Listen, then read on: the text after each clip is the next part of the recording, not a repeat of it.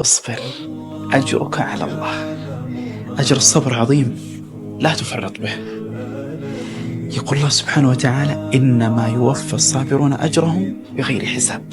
الصابر يوم القيامة يصب عليه الأجر صب، يعطى الأجر بلا مكيال ولا ميزان.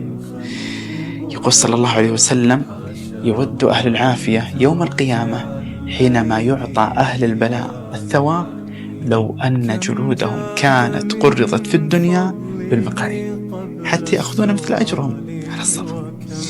يقول صلى الله عليه وسلم لا يزال البلاء بالمؤمن والمؤمنة في نفسه وولده وماله حتى يلقى الله وما عليه خطير. ተረጋግቼ እንድኖር ከሚያደርጉኝ ነገሮች መካከል አንዱ ቀደር ነው። ዝም ብለን እንብሰከሰካለን እንጂ ዱንያ አላህ ከጻፋት ልክ አታልፍም። አላህ የጻፈልኝን ነገር በጓጓለትም ባልጓጓለትም የትም አያመልጠኝ። ርዝቅን አላህ መስጠት ሲፈልግ ማንም መከልከል አይችልም። አላህ ደግሞ የከለከላት ርዝቅ ምን ብንለፋ ከእጃችን አትገባም። የምትሰሩት ነገር ከንጹህ ልብ የመነጨ የእውነት ሌሎችን የሚጠቅም ከሆነ አላህ እናንተን የማይረዳበት ምክንያት የለውም።